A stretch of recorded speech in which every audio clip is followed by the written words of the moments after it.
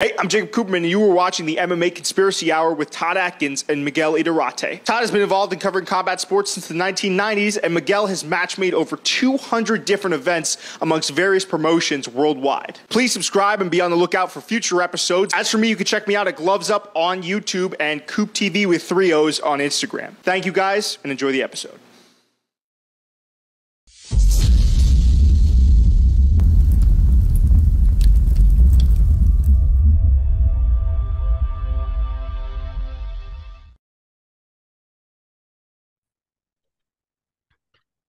All right, this is Todd Atkins, and I'm here with Miguel Iturrate, and we're doing MMA Conspiracy Hour. And, today we're going to kind of talk about the situation with Khabib Nurmagomedov, his gym, this terrorist attack in Dagestan, and some of the other different, kind of political angles. Estoy grabando una cosa, ahí te llamo en media hora, okay? And Miguel's speaking Spanish, but... Yeah, my little boy is calling me, and I owe him a conversation, but yeah, so I owe you one too. We have a few things to do, but yeah. So Miguel, I kind of wanted to let you kind of have your opening thoughts on what's going on in Dagestan and how Khabib's kind of been put in the middle of this, so to speak. Well, Khabib is, and I've talked to Russians and stuff, and Khabib has a certain amount of stardom in Russia. Fedor did too back in his days. And at some point, when you're that famous, sometimes you get yourself into the crosshairs of authorities there. And I do think it's a very, very strange situation. Chechnya and Dagestan and those lower regions of Russia, when the Soviet Union fell in 91, those areas of Russia also wanted to be independent, just like Lithuania, just like Georgia, just like Ukraine. Russia broke up into a whole bunch of different countries, Tajikistan, Uzbekistan. All these countries didn't exist before 1991. They were all part of Russia. And Putin, at some point, the powers that be there, drew the line in Chechnya and said basically, Chechnya wanted to be their own country too. You know what I mean?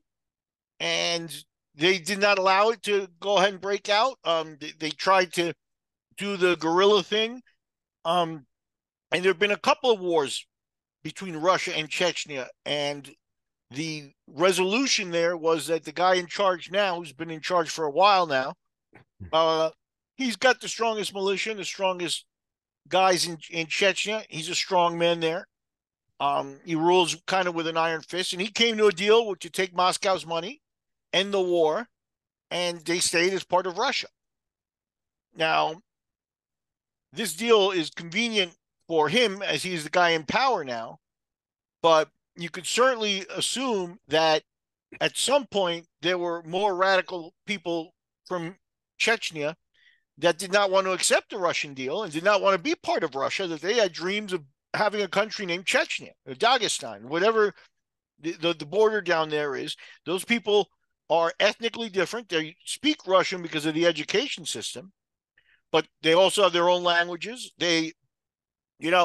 If a Ukrainian and a Russian from Russia now don't open their mouths, they might not recognize each other as different. The Ukrainian language is a little bit different than Russia. They can understand each other when they talk, but they'll recognize a Ukrainian when he opens his mouth. But ethnically, I don't want to say they're all blonde, blue-eyed and stuff like that, but Russians and Ukrainians cannot tell each other apart. Russians and Chechens can tell each other apart.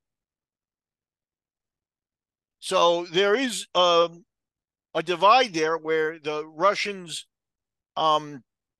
came in and crushed the resistance there, said Chechnya is not going to be a country. And that's where they drew the line. And these people suffered for it. You can look up pictures of the capital of Chechnya, Grozny, during those Russian wars. And I'll tell you, it looked like Palestine does today. The Russians and the Chechens fought brutal wars where, neither country is famous for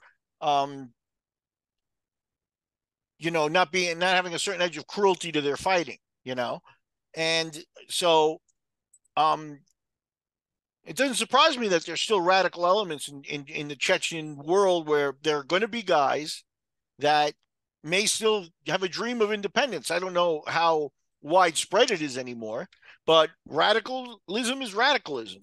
If you go back to the history of these areas, the Russians, I think it was in the 70s, in the late 80s, that they spent most of the 80s in Afghanistan. And in Afghanistan, again, another brutal, ugly war, and they're sending down there their soldiers and stuff to Afghanistan.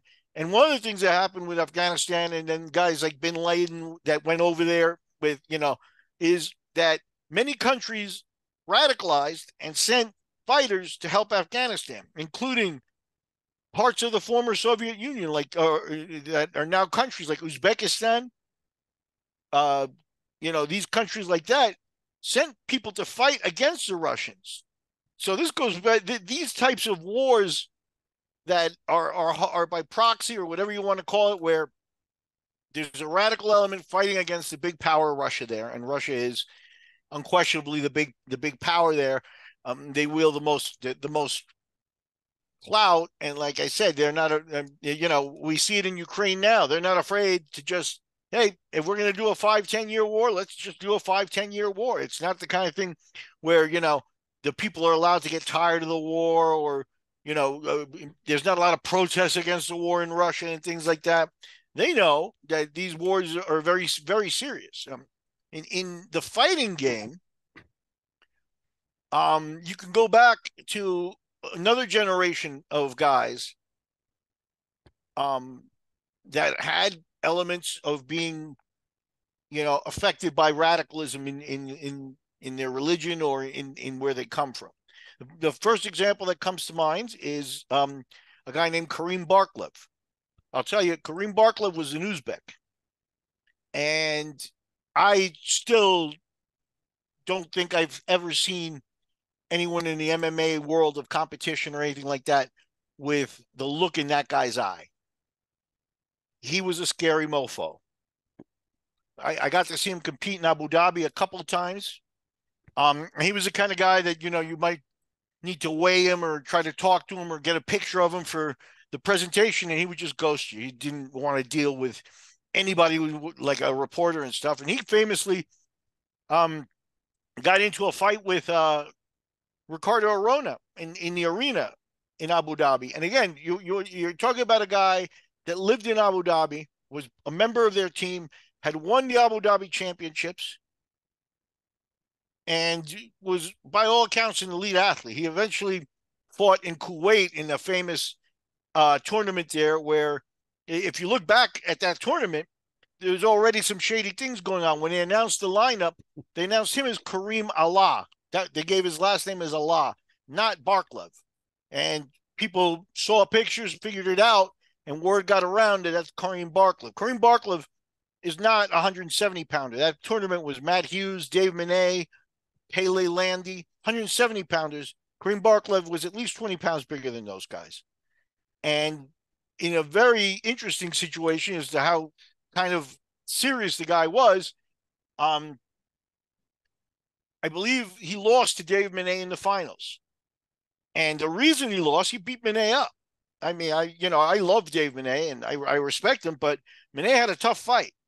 And Barklev cheated on a couple of occasions by grabbing the cage and holding onto the cage. And John McCarthy, who was brought in to ref that fight in that show, penalized him points. And at the end, there was mayhem because, they hand the win to Manet, and, Barklev did not believe that he had lost the fight. And,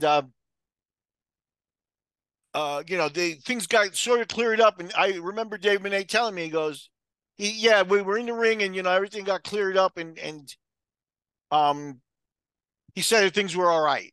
That Karim Barklev in his corner said things were all right. And he goes, but I could tell by the look in their eye that they were not all right. And Dave Manet and his entourage of people changed hotels that night. They did not trust where they were staying. They did not want Karim Barklev to know where they were staying. So you're talking about guys that are very, very dangerous on a whole different level than just MMA. This guy, the life he probably led, getting that hard and radicalized, um, is probably not something, a normal American grows up like that, you know? So he was a very, very serious guy. He was one of the first. Amar Suluev, who I believe was also Chechen or Dagestani. I'll also mention Kareem Barklev and Amar Suluev are both dead now. Somewhere in his milieu of wars and stuff like that, they lost their lives as younger men. They weren't, dying at 70. They were, killed earlier than that. I'm not sure exactly the circumstances and stuff, but again, it hints at that Russia deals with very, very real politics in keeping what was the old Soviet Union together and in what are very mixed countries. When it breaks up and now you've got Georgia and now you've got Uzbekistan and now you've got Ukraine, every one of those that were under the Soviet Union all had their own separate languages. Latvians, so these guys all, they all and that's something where in the United States, yeah, we're the melting pot, we're mixing everything, and people speak their own languages. There's a lot of Hispanics, obviously, and people speak their own languages and everything. Um, but it gets very different there. The way the Russians try to hold things together. Everybody was educated in Russian, but in the communities there, they all strongly held their identities as very much something different than Russia. I don't think your average Uzbekistani person likes the Russians. How can the Chechens really like the Russians when the Russians came in for a war less than 2 decades ago and leveled their capital city? How many people died? How many people hold resentments and things like that? So yeah, now when there's a terrorist attack again, these a young man, maybe he lost his father, maybe he was radicalized in some other way, and he's young, and yeah, so he likes to go to the gym. I don't think that it behooves anybody with a gym in those areas or anything like that to actually be actively training terrorists. Like, hey, all right, you guys go over here for the this is just speculation, right? But you guys go over here for the spinning classes. And, maybe over there we'll take some of the tougher guys and we'll wrestle bears and stuff. But then the guys who are going to go to the other countries and actively take part in terrorist attacks, we're going to train here. No, I think it just happens to be that, the guy decided to go to the gym and then he took part in the attack. And I don't think, Khabib can really be blamed for him having been a member of the gym.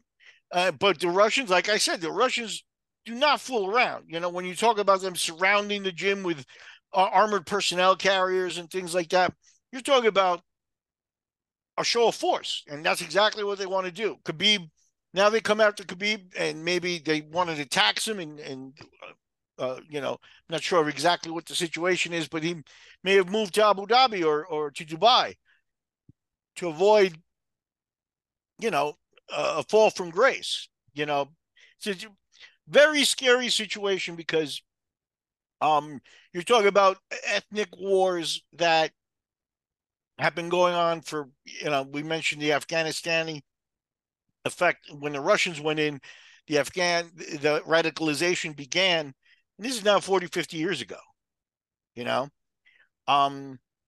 So yeah, I present to you that it's a situation where world politics has caught up and it's not fun and games and, MMA and fighting in a cage anymore. It's much more serious business. I've worried about this before at certain times in our podcast. You've got Khabib, who's retired. You've got Makachev, who's from down there. You've got Khamzat, who's from down there. And there's going to be a very open and real possibility that at some point visas are going to be shut down and that those guys are not going to be able to come travel to the United States for fights anymore. Some of them may already be experiencing. Yeah. I think Makachev. I think is experiencing that. Yeah, and I think Khamzat is, let's just say that he shares some of that coldness with, and I know he's not Uzbek, but with Kareem Barklev, where he's seen a lot more than just these little competitions in sport and stuff like that, and he just seems like a very hard man. So who knows, what background he comes from? Who knows what his family may have done in the past? And, if a name came up, I'll mention the name of a Chechen warlord named Shamil Basayev. You can look this guy up. He's dead now also. But he fought and lived in the mountains, and he was one of the main guys fighting that Russian invasion. Had his foot blown off by a mine.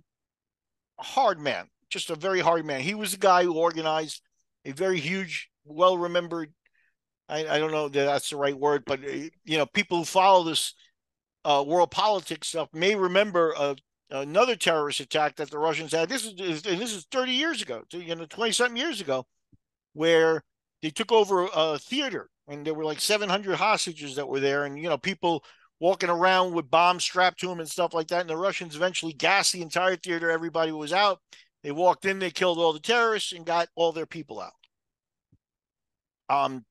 That was organized by Shamil Basayev, who is a warlord from Chechnya. Now, I wonder, Shamil being the guy who fights in fought in the mountains resisting the Russian invasion, how he feels, how anybody in his sphere of influence feels over the power structure now, where basically Kadyrov, who's in charge, made a deal with the Russians. The Russians back him, he backs them. Now they are together the strongest and most powerful warlords and militia there. But these guys hold on to power like with an iron grip like that. Even during this recent Ukrainian war, there was talk of, during the early days, Kadyrov and the name of the guy from the Wagner group that got killed, but they used Kadyrov's mercenaries in that war, sending Chechens up there. And the Ukrainians don't want to fight the Chechens like that. They're known as those guys are serious business. So right. You're dealing with a milieu of politics there that I consider I have a little bit better understanding than most Americans on this subject. I'm not an expert, but I think what I've been talking about now gives you a hint at the level of complication that's in there. And this is one of the reasons, again, when Putin, Putin is that, I'm going to give him a break. Those words never come out of Vladimir Putin's mouth, right? So as soon as something happened where, I think they had a recent spate of some terrorist attacks, and one of them they were kind of blaming on the U.S. and blaming on the Ukrainians and saying, it wasn't radical Islam, it was this. But now here, it doesn't seem to be that way, that they're trying to blame the Ukrainians or anything like that. They may realize they have a problem, and they've come down hard.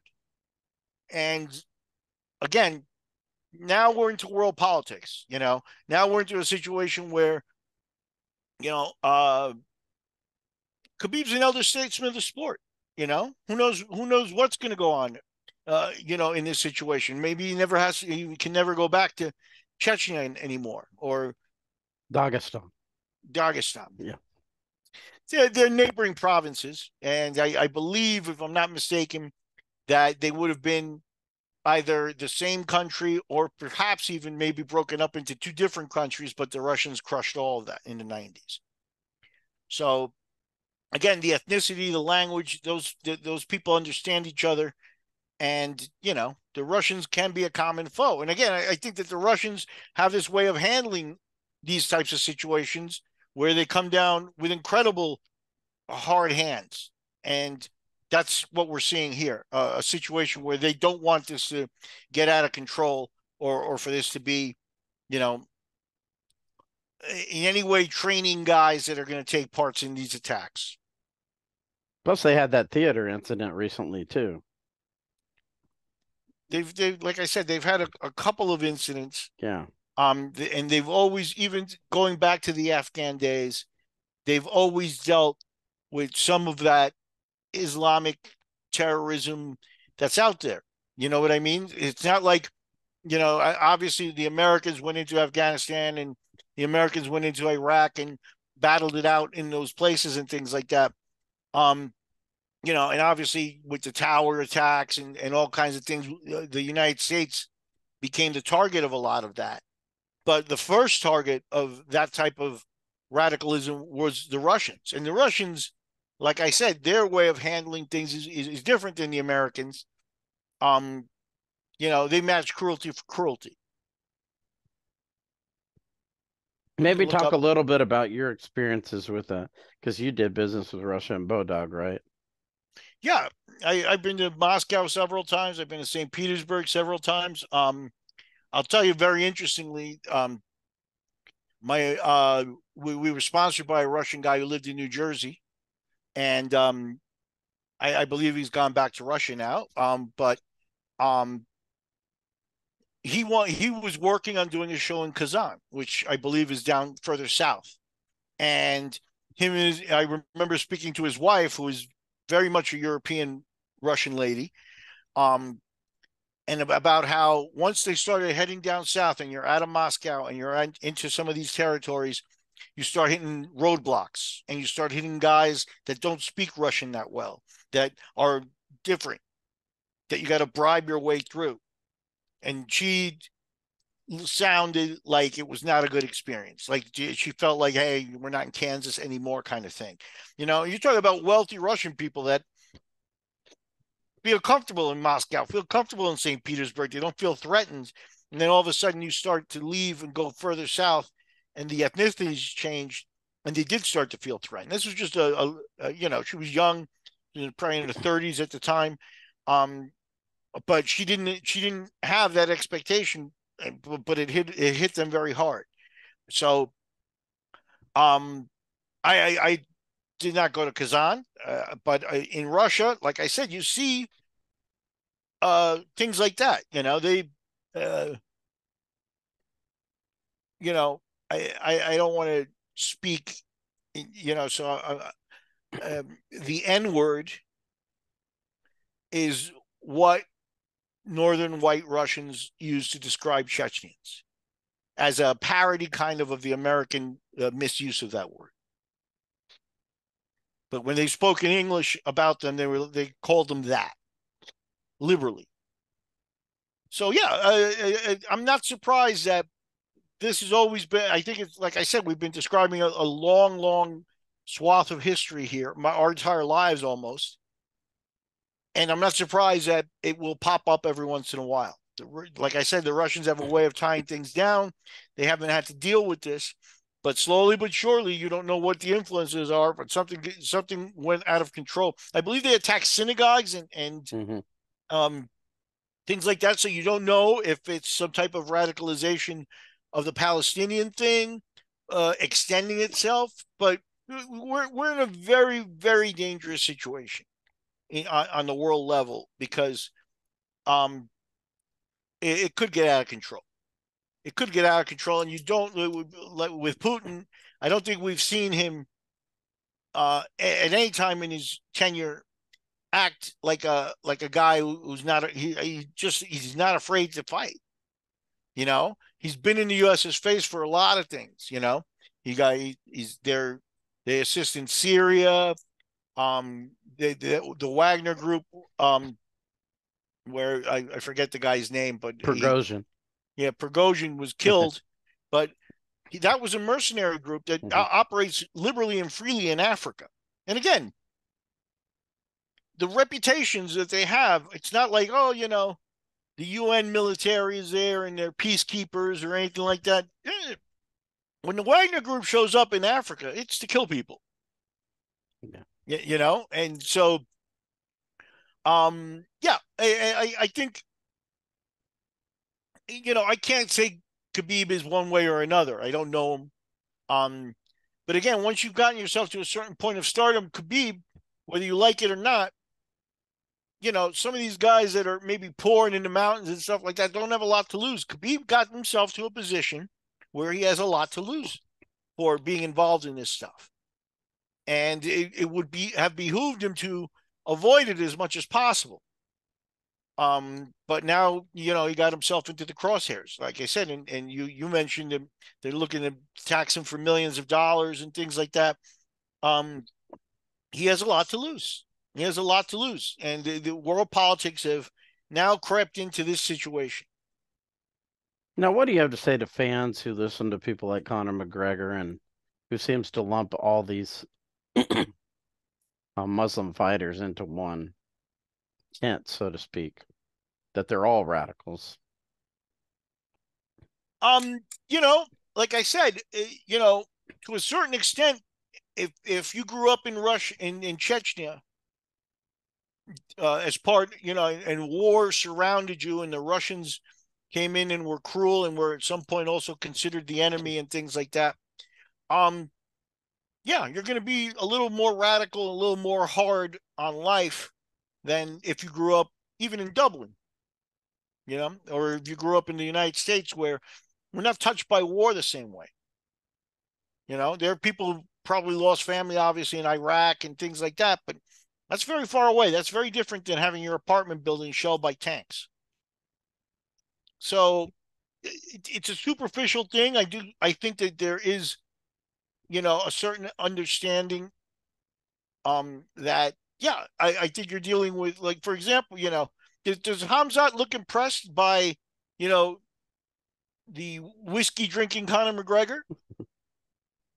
He's dealt with other things in his life. Yeah. You know what I mean? Even Khabib didn't, you know, Yeah. Khabib doesn't look impressed, was never impressed with Conor and his lifestyle. And if you look at it, you know, religion aside, because I'm not a religion, you know, person, like, you know, that you can blanket say, you know, Islam or Christians or anything like that. But religion aside, you know, Khabib is probably a better role model than Conor. He showed up for his fights. He lives a clean lifestyle. He doesn't drink. He doesn't party or fool around. And leads a simple life in terms of, you know, I think Conor leads a very complicated life. And so I can see why Conor thinks he's got so much more going on in his whiskey company and things, and he could belittle some of the other guys like Makhachev. I think Makhachev is another guy that hasn't achieved the notoriety of Khabib yet, but he's another guy that you could look at and you can count on him to show up for the fights. You can count on him to be very little controversy around him. He's not going to be beating up reporters or old men in bars or anything like that. These guys avoid those types of situations because it's distasteful to them. They're not impressed by that. So, you know, Conor could say he's not, it's a back and forth, you know. There's a cultural problem that could lead to war is because of some of those differences where, you know, the West and the, you know, pushing, you know, a lifestyle that some of these people are not they don't want. They don't want to accept. So I don't have a good answer to that, but I do say that you should try to educate yourself and you should try to be a little less stereotypical about what some of these guys are like, because at the end of the day, I think, you know, I think Khabib was probably a guy who just wanted to have his gym, you know, keep his money, live his lifestyle, take care of his kids, you know, maybe train another fighter. You know, he's always been with Makhachev at his side. Makhachev is extending his career and the legacy of those fighters. Yeah, go back to what Daniel Cormier said. Daniel Cormier said that there was one guy, I think, you know, Cormier was a gold medalist, right? Yeah. Yeah. He was one guy, Russian guy from one of these areas that he just could not beat. And he's always said, he goes, we would never have heard of John Jones or any of the of myself or anything like that if this guy decided to come and compete in MMA. This is not the first example of knowing that the athletes that they produce over there have a different edge in some ways in certain sports, and they've always been guys to be feared. So yeah, I think that world politics sneaks in, and now it's not now about athletics anymore. It's about, you know, Putin exercising his powers and who's in charge, and this type of thing is something that I think we've witnessed a show of force, and I don't think we'll ever get a clean story from either side as to what really went on there. But again, that there's, you know, that the Khabib school was sort of treated like as if it was like a, you know, like one of those Afghan training centers where they were training terrorists, and I don't really feel that that was the case. I don't know, but like I said, Khabib had a lot to lose to not become involved in that. I think Khabib had gotten, there's just stories that Kadyrov, the guy in charge there now, has given him Mercedes Benzes and Hamzat and those guys. He enjoys the fights. He also uh, has been involved in boxing and stuff. There's Yeah, he I has his forgot. own team, Yeah, Akhmat. yeah. Um, I'm not going to remember his name, but he was a Australian guy that was in the World Championship picture about 10 years ago, and he went and fought one of the fighters from down there for the boxing World Championships. And there was a controversy because I believe he won the fight but tested positive for steroids. And we know that sometimes philosophically over there they think a little bit differently about steroids and things. Here they were using it maybe as a tool to keep their belt or whatever. But in that fight, and you could probably find out on the internet, Kadyrov was sitting there on a gaudy purple couch, like Yeah. cheering, you know, like a fan, like a crazy man. You know what I mean? He's a guy who does what he wants. He's a guy who loves and who likes the combat sports. So, I don't think Khabib was going to put himself in a situation where he wants to challenge that. He's on the inside. He's he's allowed to have a gym. He's allowed to be a celebrity. He's gotten perks and things like that. I mean, maybe philosophically, Khabib in the back of his mind thinks, I wish Chechnya was a different country than Russia. I don't know if that's the case or not. I do think that there are a lot of Chechens that feel that way. But Kadyrov stepped in and prevented that in many ways. So how does that affect exactly what you want? Like I said, Khabib had a lot to lose. So there's no real reason for him to start involving himself in radicalism. He was leading a pretty good life, and it kind of bit him in the butt here because those elements do exist in those countries. And not just that, his father's legacy too. I mean, I think people, and it's not just Miguel. I lived in Saudi Arabia for 8 years. I've been around Muslims, a lot of Muslims, and I think people tend to lump everybody into one thing, or that if you practice Islam, you could cross over to that Yeah, threshold, so to speak. But it's not exactly like that, and but I think that's a lot of people, because of our vantage point, in yeah, America, or they think that it's like this. Those guys. If I had to guess, you got a training room full of people, wrestlers, fighters, some of the best wrestlers in the world, some of the best fighters in the world, all these different guys, and they aren't going home with all these people every day. They don't know what right. these people are doing when they're not. I'm sure they all practice Islam together at the gym or whatever, but they aren't going home with these people or Yeah, looking to see if they they're may part even of a have an cell or idea. anything. Yeah, Yeah. they may even have an idea. Like for example, like I said, you know, I don't think it's a huge country. I'm not sure what the population of Chechnya is. I can look it up, Or but Dagestan in this case. We're talking about Dagestan, but same deal. Probably but not large. if during the war they were part of a more radical group, they may know about it. But these are now second generation people. You can't, how much you're going to be. Well, those guys over there, are not friends with Kadyrov. They'd like to take Kadyrov and and remove him, and have a Chechen government, or Dagestani or whatever you want to call it. I like I said, I don't really think that they may be completely ignorant. Who's crazier. Who's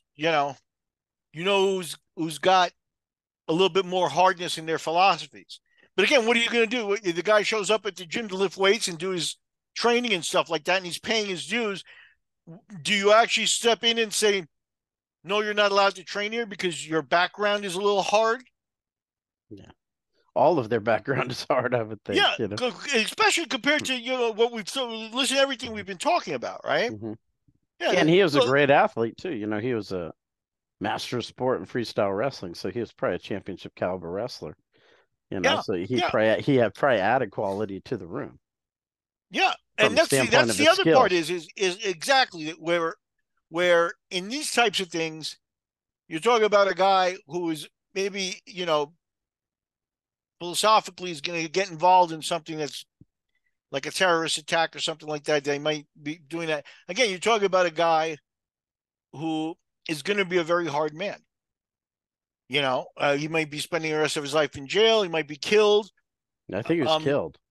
so Yeah, he was you killed. know, so I'm looking at it too. Now, the population of Chechnya and here is Dagestan and Chechnya together is about 3 million people. Yeah, So it's not smaller big. than Costa Rica where I live. Chechnya is an area with a population of 1.5 million. So figure there's about 1.5 million in both of the districts there, Chechnya and then Dagestan. Um, Again, these are going to be communities where then this guy here, he might be from a radical background, but again, what are you going to do if he walks into your gym, pays his dues, and leaves it at that, and then goes off and does that? How does your gym bear responsibility that you trained him? Like you said, the guy came from an athletic background. He'd been pursuing athleticism also all the time there. So, like I said, it's a symptom of the way the Russians feel they have to deal with this, and that is crush this type of opposition. So they show of force and everything that they've tried to do. Khabib becomes a little bit of a victim there, I think, in that you know, eh, it's funny. They say that a lot of the Twin Tower terrorists trained at schools to fly the planes in the United Oh, States. they trained here in Tulsa. A couple of them trained at Spartan Aeronautics here in Tulsa. Did anybody ever surround Spartan No, Aeronautics? nope, nope, nope. Right. So now, they obviously had some responsibility. Um, but again, what are they supposed to do? It's kind of a similar situation. You've got Khabib there, where he's a gym owner. He's a former UFC champion, so he's a gym owner who's very famous and especially down there. He's a celebrity, and he's making his money there, and guys start to show up. So yeah, the Russians could have handled it differently, but they don't handle these Right. types of things differently. So what we got to see world politics get involved in our sport, and it may keep happening. Um, and again, if the situations continue to deteriorate on a worldwide level, we may see less emphasis on sport in our day-to-day lives and more worries about other problems. But this is a worrisome problem because um, this war has been going on for 40, 50 years. Yeah. And it's probably going to cause some problems with the visas and whatnot for some of these guys, if not all of them. Yeah, I mean, like you mentioned, look, and Dana is, you know, in bed with the Saudis now, and they've done a lot of shows in Abu Dhabi and Dubai and things like that. Um, the UFC is an international business, an international company, so they could just do the shows in foreign lands, put them on pay-per-view, and they still make their money, and the athletes are still there, but they're going to be limited in bringing. It's going to become harder and harder to get people from some of these countries to come over to the United States and actually fight, defend their title. We may have seen the last of Makachev in the States the last time he fought. Yeah, I mean it's that's what I think. I think they'll keep these guys away from the title because they can't fight elsewhere.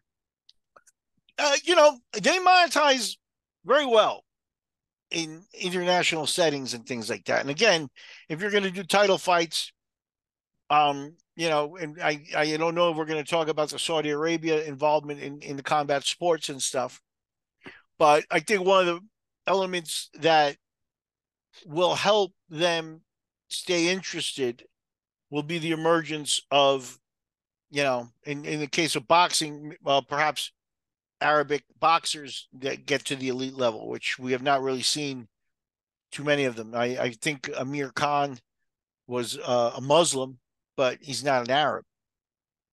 At the end of the day, I'm not sure if, Saudi Arabia considers, Makachev and Nurmagomedov share a religion, but they don't share that ethnicity. They're certainly not Saudis. So I think that their presence, because of the religion, will help that country stay interested and could lead to them using their fighters as headliners and stuff. But I think what will really help is at some point the emergence of actual fighters from those countries. We haven't seen it in Abu Dhabi, even though I believe in Abu Dhabi and in Dubai and the Emirates that, one of the things that happened in that country, I'm not sure how big their military force is, but you've heard over the years of dozens and dozens of Brazilians and jiu-jitsu fighters and gyms and people over there, and their entire military is trained in jiu-jitsu. I don't know, I don't think they all progressed to black belt, but they all definitely took courses. And, you have to have 60, 70, 80 teachers to teach an army of 20,000 men, And that's where I think that the Emirates had a little bit more passion for what was jiu-jitsu and the combat sports in Saudi Arabia. You haven't seen that level of commitment from Saudi Arabia yet. But I think one of the things that could happen is that they'll become very committed to following these crop of Muslim fighters that are there, and that's where the UFC can continue to monetize. Yeah. When Conor makes these kind of comments, like what do you feel about that? When he's kind of making these charged comments where he's kind of lumping everyone into the same pot. So yeah, look, in the United States, we have a saying, right?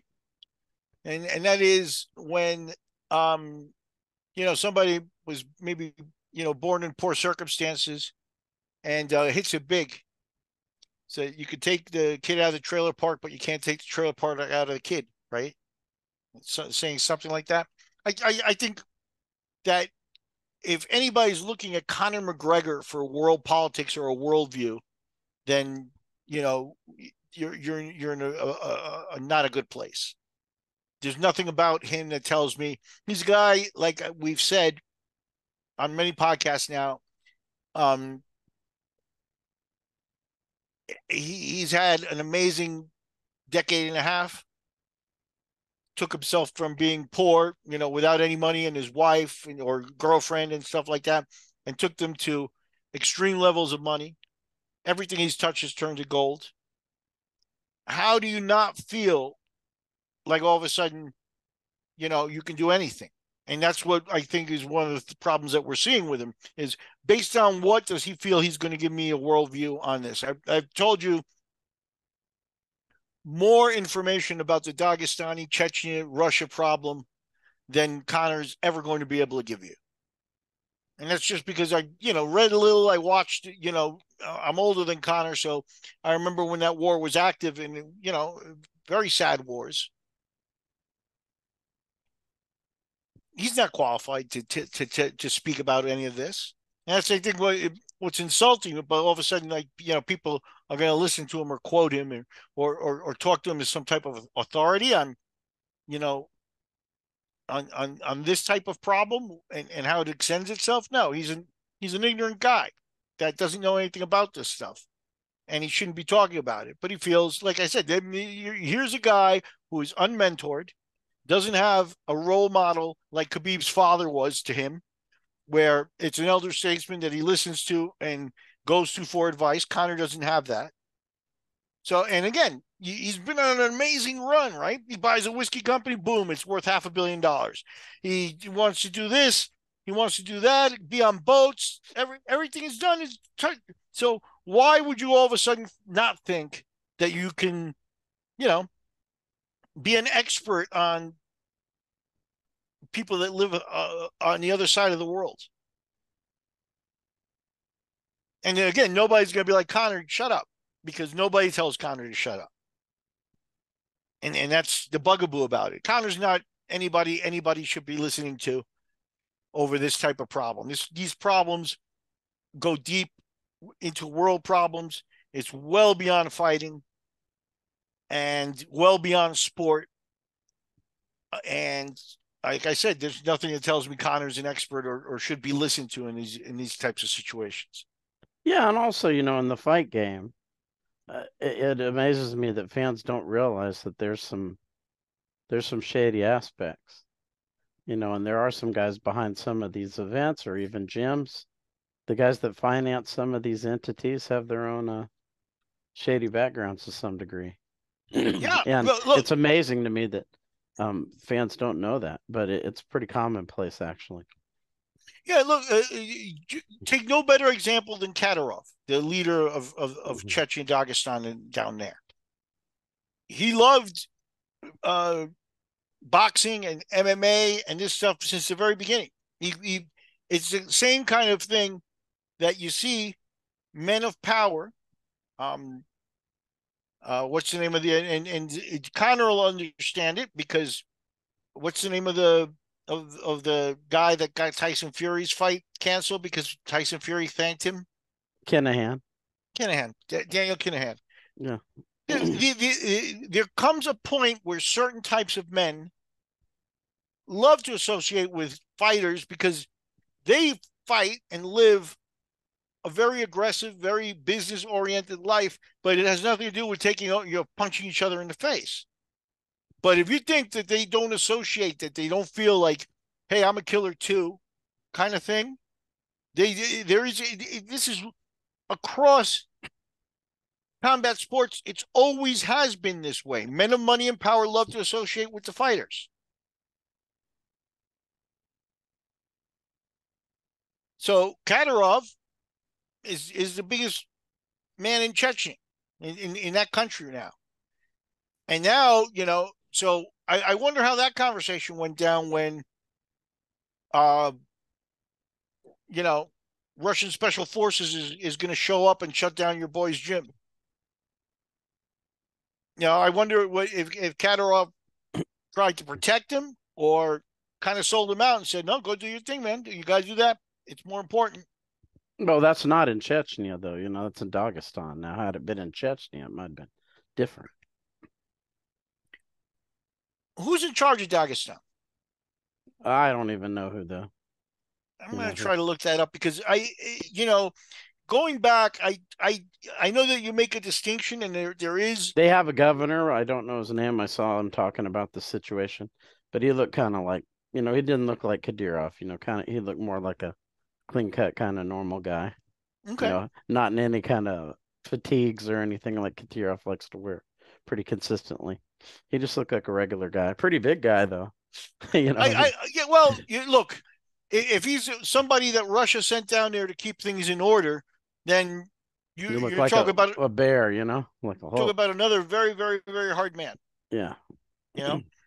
So it looks like, let's see what we have here. Chechen. How many Chechens live in Dagestan? Do Chechens and Dagestanis get along? What's the population of Dagestan, Russia? Let's see. Facts about the republic. Okay, so it's a republic of Dagestan, and Chechnya would be another republic. So yeah, it's not quite a clear cut. And again, there may be some type of ethnic. This is where I don't know enough. There may be some type of ethnic mix there, where Chechens, Dagestanis, to me and Conor and people like from our neck of the woods, it's all the same. Melikov, he's the one who's in charge of Dagestan. I can't see him on my phone, but Sergei Melikov, he's a big guy. It sounds like a Russian name. It sounds Yeah. like a name from northern Russia, the White Russians. Yeah, he's Uh, big guy. yeah, you would have to be. You would have to be because you're going to the lion's den of a situation where you cannot let it get out of control. Let's see here. So 90% of Dagestan's 2 million people are Islamic. Yeah. There's the Orthodox Christians are about 10% or 8%, which are Russian population that's down there now. And then there's Armenians, Georgians, and Ossetians, where, like I said, maybe, once you get into there, they may know how to tell each other apart. You're Dagestani, I'm Chechnyan, and things like that. And that's where, that's one of the things I would urge people to respect. And that, Connor doesn't. You're saying now they're all the same, put them all together, and they can tell each other apart and they can operate that way, then it's very disrespectful. So, yeah, I hope I haven't been too simplistic in my explanations here, but I don't think a lot of Americans would even be able to speak to it the way we've been speaking about it with a little bit of knowledge, going back to the war and going back to the fact that, we've got Tajikistan, Uzbekistan, Latvia, Lithuania, Ukraine, Georgia. Every one of those was part of Russia before. And when the Chechens said, yeah, we want our own country too, Russia said, no, not you. So this has been there as unfinished business. I think both people on both ends feel that there's unfinished business there. Not everybody wants to go on with the normal way things are now. I'm not saying that there's huge amounts of it and stuff, but again, this is unfinished business from years ago, and that's why we saw the strong hand of Russia like they always do, and we saw Khabib, he never really struck me as a troublemaker either. Like the Khabib was a guy that secretly harbored Chechen independence. He may have a philosophy about it. He may think, yeah, it would have been better if we were our own country. We wouldn't have the Russians here, this, that, the other stuff. But I think he's a guy, like I said, he had a lot to lose. He's a guy that saw the benefits of the current system. Not everybody over there sees that. So like I said, I think Khabib is a guy that they decided to make an example of. And that's one of the scary things that when world politics starts to get involved here. So that's all I can really say. I'm not, Yeah. Maybe talk about, we always like to let you talk about the MMA Collector. What are some things you got coming up there? Well, just doing our interviews, doing our fight recollections. We just did a publication over the weekend of we watched an old hook and shoot classic of Aaron Riley and Steve Berger fighting in August of 2000. We had the good fortune of having Aaron watch the fight with us on video. So we're going to start doing more of this where we'll bring the fighters on with us to watch some of their old fights. The insight is priceless. You know what I mean? Just no matter what they say, it's going to be special because they're the ones actually really aware. I was at that fight. I saw it. And I could bring some fun insight to, memories of the fight and things like that. But it just doesn't even compare to when we've talked to the fighters. And I think Aaron is the third fighter that we've had on the segment. We're working on more of that. And as always, working on our long interviews. I had an old champion from Hook and Shoot contact me.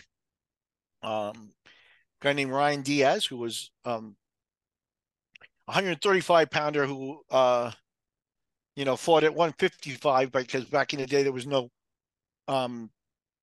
weight classes that low, or not a lot of active weight classes that low, and he actually held a 155-pound title for us.